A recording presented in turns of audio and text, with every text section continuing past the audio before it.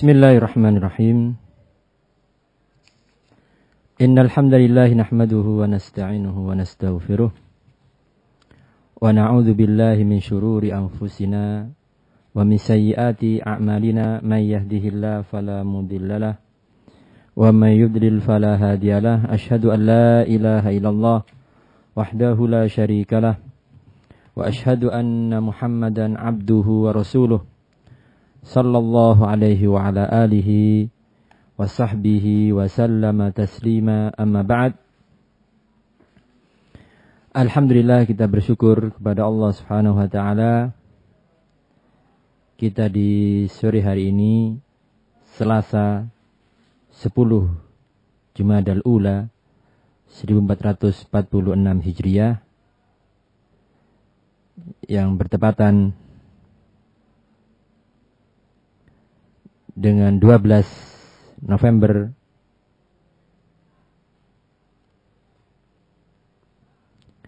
2024. Dalam kesempatan tausiah tarbawiyah, yakni pada momen pembagian rapot untuk para anak didik di Rumbel Imam Ibn Mubarak di kota Sorong, Papua Barat Daya.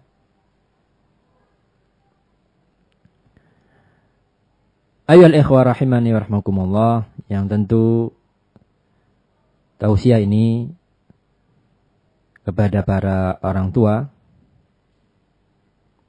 atau wali para anak didik.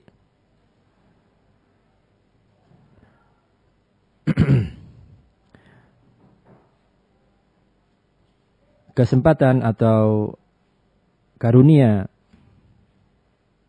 berupa putra dan putri, anak-anak dzurriyyah, anak-anak keturunan, ini merupakan nikmat dan karunia yang sangat mahal.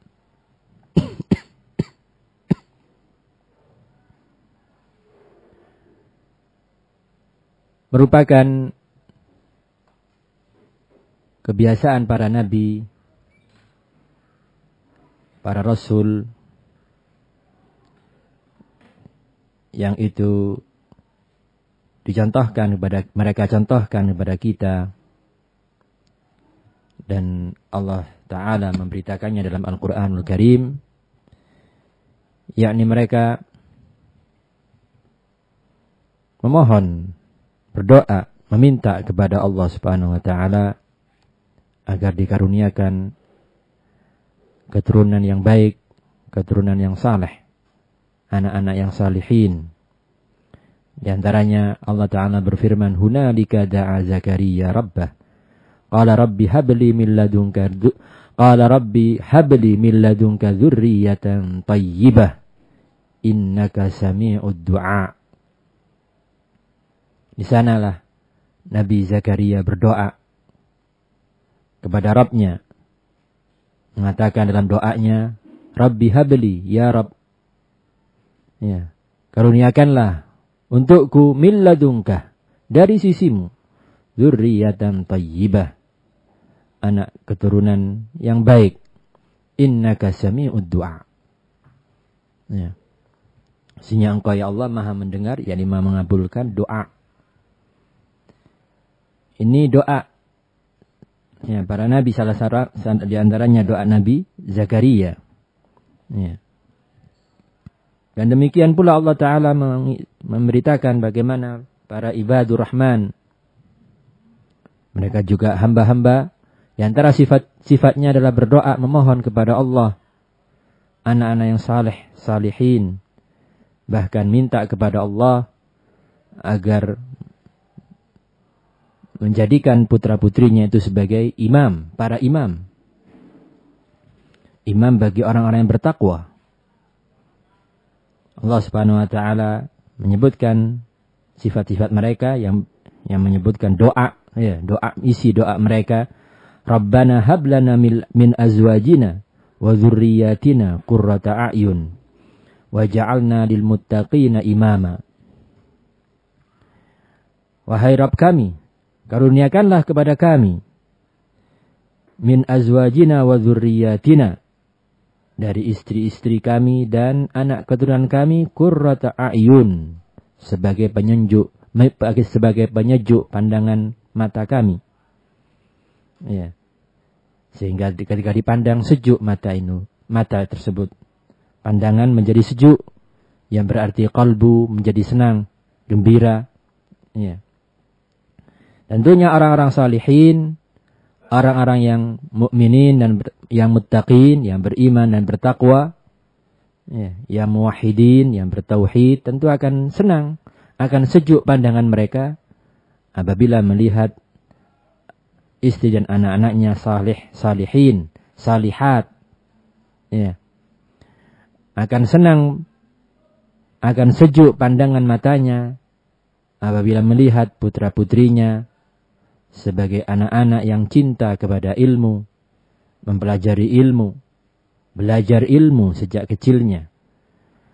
Melihat putra-putrinya rajin beribadah kepada Allah Subhanahu wa taala, melihat putra-putrinya anak-anak yang sopan, anak-anak yang baik tutur katanya, lembut tutur katanya, sopan tingkah lakunya, ya, berakhlak mulia, yang ditegakkan di atas akidah sahihah, tauhid yang murni. Tentu dia akan sejuk pandangannya dengan apabila melihat anak-anak, melihat istri yang demikian. Ya.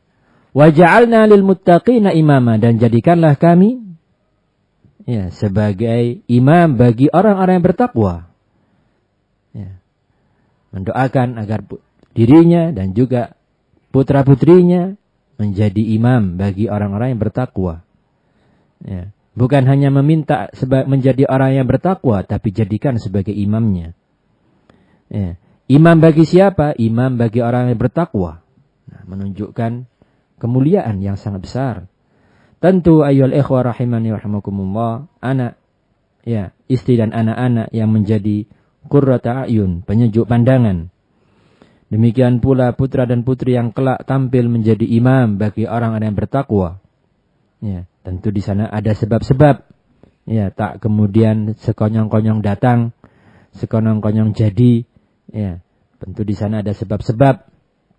Antara lain adalah upaya yang dilakukan oleh orang tuanya, oleh ayah dan ibunya di dalam memberikan tarbiyah, pendidikan, ya, tarbiyah Islamiyah, tarbiyah ruhiyah imaniyah, ya, tarbiyah Islam, ya, tarbiyah terhadap qalbu, ruh mereka, ya, tarbiyah iman, pendidikan iman dan tauhid, nah, pendidikan amal, pendidikan akhlak kepada putra-putrinya. Nah, barakallahu fikum. Karenanya banyak dalil-dalil Al-Quran was sunnah yang menyebutkan serta mendorong para orang tua agar memberikan perhatian yang sangat besar kepada putra-putrinya. Dalam bentuk apa? Tarbiyah, pendidikan sejak masa kecil, sejak usia yang dini. Ya. Jangan dibiarkan mereka terbiasa berucap ucapan yang tidak baik, tidak sopan, ucapan yang salah. Demikian pula jangan dibiarkan mereka berbuat, berlaku yang tidak baik, tidak sopan, bahkan maksiat. Jangan sampai beralasan, dia kan masih kecil, kan tidak berdosa. Jangan beralasan demikian. Karena perbuatan itu adalah sesuai dengan kebiasaannya. Apabila sudah menjadi kebiasaan, maka akan sangat sulit untuk diubah. Ya.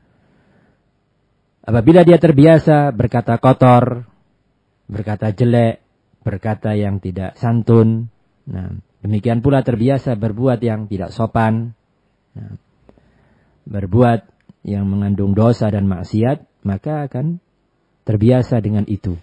Sebaliknya kalau dia terbiasa dengan kata-kata yang indah, kata-kata yang sopan, tutur kata yang lembut, ya, demikian pula terbiasa dengan perbuatan yang penuh sopan santun, ya, bertindak tanduk dengan penuh kelembutan, penuh akhlak yang mulia, ya, cinta kepada ilmu, rajin belajar ilmu, ya, senantiasa memiliki akidah yang sahihah, bertauhid kepada Allah dan menjauhi kesyirikan, membenci kesyirikan dan orang-orangnya sejak masa kecil. Apabila itu terus ditanamkan, maka ini akan dia terbiasa dengan itu dan terus terbawa hingga dewasa kelak biidznillah taala. Dan demikianlah pendidikan Nabi alaihi salatu wassalam. Beliau perhatian terhadap pendidikan anak-anak. Lihatlah bagaimana Nabi alaihi salatu wassalam mendidik, menggembleng sahabat Abdullah bin Abbas yang kala itu masih bocah. Ya. Ketika ada kesempatan, walaupun itu sangat sempit, maka Rasul alaihi salatu wassalam tak membiarkan kesempatan itu, kecuali beliau jadikan sebagai momen melakukan pendidikan, penanaman iman, ya, kepada sang bocah. Ya. Tatkala beliau membonceng sahabat Abdullah bin Abbas yang masih sepupu beliau, Ibnu Am, ya, sepupu beliau, maka dalam kesempatan yang singkat dan sangat sempit itu, beliau pun mendidik, ya, dengan kata-kata, ya gulam, inni wa'allimuka kalimat. Wahai bocah, aku akan ajarkan kepadamu beberapa kata. Ihfazillah yahfazka. Jagalah agama Allah ini, niscaya Allah akan menjagamu. Ihfazillah tajidhu tujahak. Jagalah agama Allah, niscaya kamu akan dapati dia ada di hadapanmu. Ya, idza sa'alta fas'alillah. Kalau kamu minta, mintalah kepada Allah. Wa idza sta'anta fasta'in billah. Apabila kamu mohon pertolongan, mohonlah pertolongan kepada Allah. Ya. Subhanallah, kata-kata yang singkat namun mengandung pendidikan iman yang sangat kuat dan mendalam. Dan memang demikian. Pendidikan ini benar-benar menghujam kokoh dalam pribadi sahabat Abdullah bin Abbas radhiyallahu anhuma. Dan kita lihat bagaimana sahabat yang mulia ini tampil di kemudian hari menjadi sosok, ya, alim, salah seorang ulama sahabah, ya, ahli tafsir Al-Qur'anul Karim. Nah, seorang yang tampil membela akidah ahli sunnati wal jamaah, nah, dari rongrongan para ahlul bidah. Nah, baik itu kelompok Khawarij, ya, Qadariyah dan yang lainnya, beliau tampil menjaga kemurnian agama ini. Dari mana itu semua? Dari pendidikan tarbiyah, qalbiyah, imaniyah yang selama ini beliau dapatkan. Ayol ikhwah rahimani rahmakumullah. Demikian pula bagaimana Nabi alaihi salatu wassalam menanamkan, memberikan contoh, pengajaran, memberikan arahan, pendidikan terhadap anak-anak dan putra-putri dalam hal ibadah, amal ibadah sejak usia dini. Ya.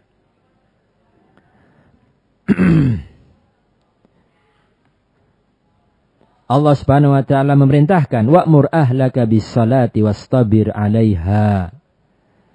Perintahkanlah keluargamu, istri dan anak-anakmu untuk mengerjakan salat dan bersabarlah dalam memerintahkan mereka. Bersabarlah dalam mengerjakan salat itu. Nah. Nabi alaihi salatu wasallam juga bersabda, muru abna'akum bis-salati li sab'in wadribuhum 'alaiha li 'ashr. Wa farriqu bainahum fil madaji'. Perintahkanlah anak-anakmu untuk mengerjakan salat ketika masih berusia 7 tahun. Sudah diperintah mengerjakan salat. Ya. Tentunya perintah ini apa? Mengandung apa? Mengandung perintah pula untuk mengajari mereka salat, tata caranya. Ya. mulai dari rukun-rukunnya termasuk syarat-syaratnya. Ya, di antara syarat salat itu adalah taharah. Ajari mereka taharah. Jangan dibiarkan salat tanpa bertaharah. Enggak sah salatnya. Sebagaimana jangan biarkan dia salat tanpa menghadap kiblat. Jangan dibiarkan dia salat dengan membuka auratnya. Jangan dibiarkan dia salat tidak pada waktunya. Ya. Maka ajari dia syarat-syaratnya. Tunjukkan. Walaupun bukan berarti harus detail satu persatu menghafal dalilnya semuanya sekaligus. Tidak. Sesuai dengan usianya. Tunjukkan. Nah, kapan waktu sholat zuhur? Ini waktunya sholat zuhur. Ayo kita sholat. Sebelum sholat itu harus wudhu dulu. Kalau enggak, sholatnya enggak sah. Nah, ajari. Kemudian ajari tata caranya. Tunjukkan. Walaupun bukan dalam bentuk pengajaran dibacakan kitab. Ya jelas. Bukan waktunya, bukan usianya. Tapi ajari mereka dengan praktek langsung misalnya. Nah. Ini contoh. Ya. Demikian pula Nabi melanjutkan wadribuhum 'alaiha li'ashr, dan pukullah mereka kalau masih meninggalkan salat pada usia 10 tahun. Wa farriqu bainahum fil madaji'. Ya. Dan pisahkan antar mereka di tempat tidurnya. Ini penting. Ya, sehingga laki dengan laki, ya, laki dengan perempuan terpisah, bahkan juga sesama laki pun jangan digabungkan ketika mereka sudah akil balik. Nah, pisahkan, jauhkan mereka di ketika tidur. Nah, ini pun sangat penting dalam menanamkan tarbiyah, pendidikan pada mereka. Ayyuhal ikhwah rahimani warahmukumullah, ini yang kita sampaikan tadi adalah gambaran secara singkat bagaimana pentingnya pendidikan, ya, tarbiyah imaniyah. Dan demikianlah Islam memang memiliki perhatian yang sangat besar. Ya, dan Rasulullah sallallahu alaihi wasallam juga mencontohkan secara langsung bagaimana tarbiyah tersebut. Nah, barakallahu fikum. Maka ya ikhwah, kita bersyukur kepada Allah Subhanahu wa taala. Ya. Di sana ada ikhwah yang tampil mau bersedia untuk berta'awun dalam menjalankan tarbiyah ini. Ya, dengan adanya madrasah atau rumbel, ya, atau di masa dulu yang dikenal dengan kutab, ya, kutab, tempat di mana anak-anak dididik, ya. Para ulama muhaddisin sebelum mereka baligh itu belajar di kutab, nah, belajar menyelesaikan Al-Quranul Karim sebelum mereka kemudian belajar hadis, mencari ilmu hadis. Nah, dan bagaimana dukungan, perhatian dan dukungan dari ayah dan ibunya. Tak sedikit dari para ayah, ya, para ulama, ya, anak-anak yang akhirnya di kemudian hari tampil menjadi ulama, muhaddisin, ahli hadis, itu tak sedikit karena masih kecil diperhatikan pendidikannya oleh sang ayah. Ya. Sedikit di antara mereka ada yang sampai digendong karena harus menempuh jarak yang jauh demi menghadiri majelis seorang alim yang memiliki keutamaan ilmu. Ya. Sejak masih usia dini digendong. Nah, menunjukkan besarnya perhatian orang tua sang ayah kepada anaknya. Nah, demikian pula bagaimana dukungan dari sang ibunda. Nah, berapa banyak tokoh-tokoh besar, ulama ahli hadis yang dibalik mereka ada sosok wanita besar, yakni ibunda.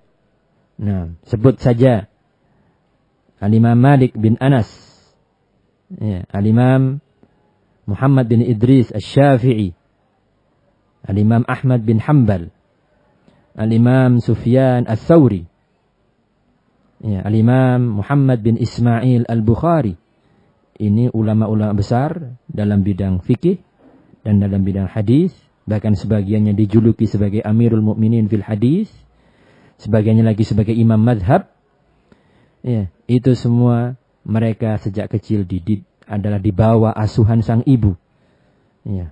Para ibundanya lah yang memberikan dorongan pada sang anak untuk mau belajar, untuk mau mencari hadis sejak masa kecilnya, sejak usia yang sangat dini. Ayolah ikhwah rahimani wa rahimakumullah.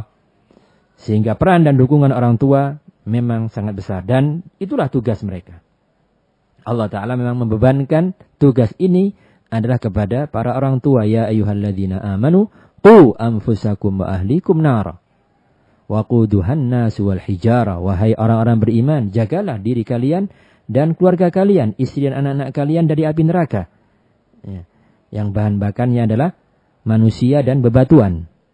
Ini perintah dari Allah Ta'ala kepada para orang tua untuk memperhatikan pendidikan putra-putrinya. Dan bagaimana cara menjaga mereka dari api neraka? Bekali dengan ilmu. Didik mereka dengan ilmu, iman, dan takwa. Ya, agar mereka bisa beramal dengan ilmu tersebut. Nah, agar tahu mana itu akidah yang sahihah, mana yang batilah, mana yang tauhid, mana yang syirik, mana yang sunnah, mana yang bid'ah. Ya, agar tahu mana yang halal, mana yang haram. Nah, barakallahu fikum. Ini sebagai benteng yang melindungi dari api neraka. Nah, dan dengan adanya lembaga-lembaga yang membantu, maka itu sebagai bentuk ta'awun. Ya, kita bersyukur, termasuk di kota Sorong, ya, yang tampil di antaranya asatidzah, ya, para mudarris di kota antum untuk bersama-sama memikul tanggung jawab ini. Ya. Namun sekali lagi tetap tanggung jawab utama adalah pada orang tua. Karena itu peran orang tua, meskipun anaknya telah sekolah di madrasah atau di rumbel, maka orang tua harus tetap memiliki perhatian. Satu, karena memang itulah tanggung jawab. Ya, tanggung jawab utama pada orang tua. Yang kedua, secara kenyataan waktu anak-anak itu tetap lebih banyak waktunya bersama orang tua dibandingkan berada di sekolahnya atau di rumbel. Ya. Karenanya min fadlikum para orang tua perhatian terhadap kegiatan anaknya di rumah. Apa ketika mereka pulang di rumah? Apa kegiatannya? Jaga mereka dari api neraka. Jangan sampai mereka sudah sekolah diajari iman, diajari takwa, diajari amal saleh. Ya. Namun di rumah tidak dijaga sehingga terjatuh kepada perbuatan-perbuatan haram, perbuatan-perbuatan mungkar, perbuatan maksiat yang tadi sudah diajari di sekolah untuk ditinggalkan. Atau meninggalkan perbuatan-perbuatan baik yang tadi di sekolah sudah diajarkan. Nah, contohnya, ya, apa dengan siapa dia bermain ketika pulang dari sekolah? Ya, apa yang dia lihat, dia tonton, dia mainkan ketika dia pulang sekolah? Nah, ya, maka orang tua harus punya perhatian.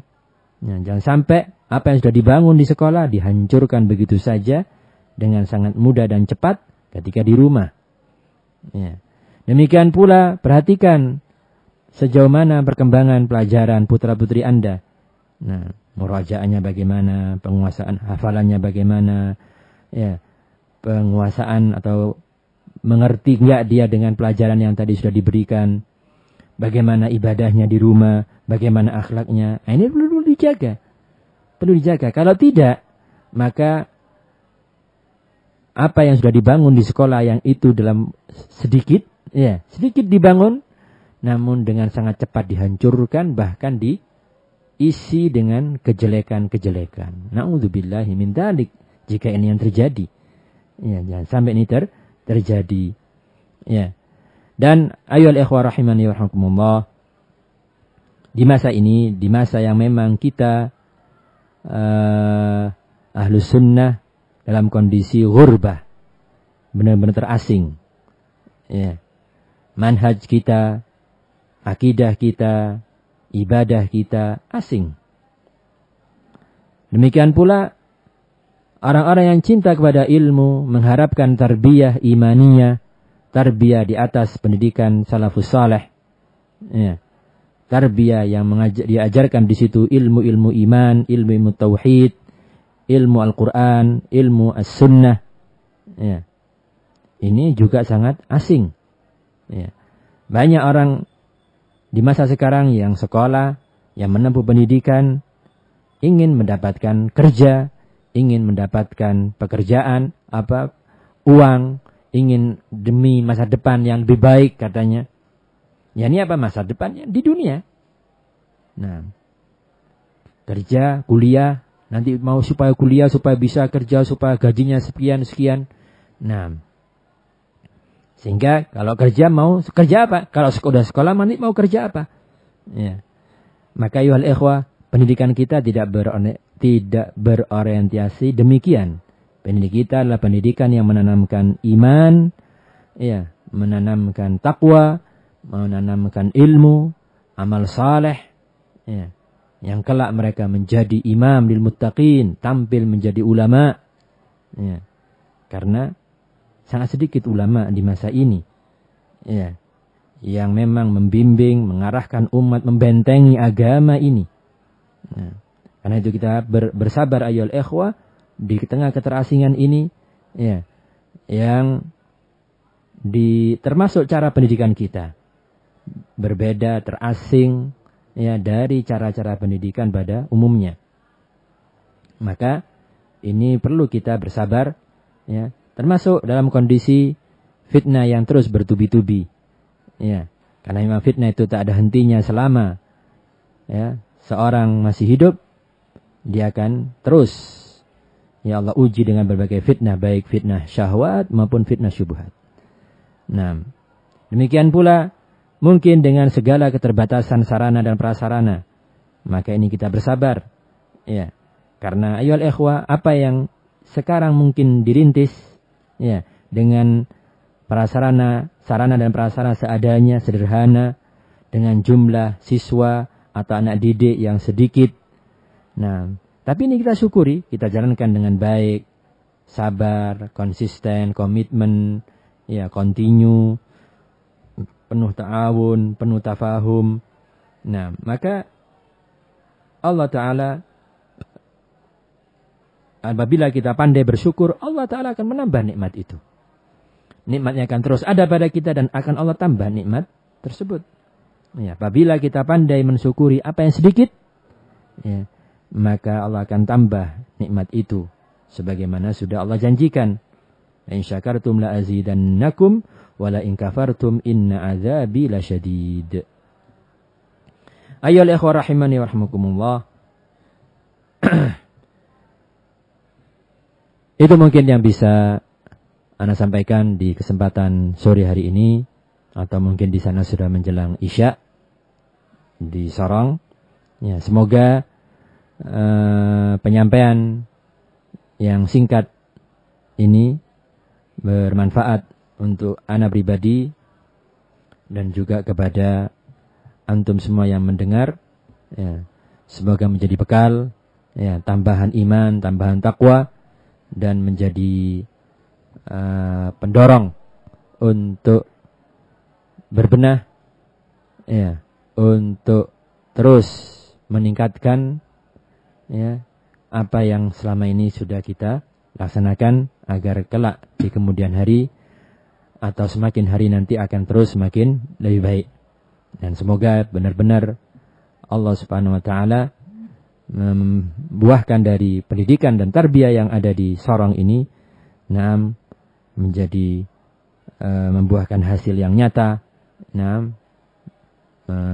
luluskan kader-kader atau anak didik yang muttaqin, yang salihin, yang muwahhidin, yang kelak menjadi para ulama, ya, barakallahu fikum, dan kelak menjadi para ayah atau para ibunda yang juga siap melanjutkan pendidikan, ya, melahirkan generasi yang semakin kuat di dalam menegakkan prinsip dan manhaj ahli sunnah wal jamaah as-salafiyah. Nah, di keterasingan ini sehingga akan muncul dengan lahir di negeri kita ini para ulama. Nah, barakallahu fikum. Ilahuna wa sallallahu ala sayyidina Muhammad wa ala alihi wa sahbihi wa sallam. Walhamdulillahi rabbil alamin.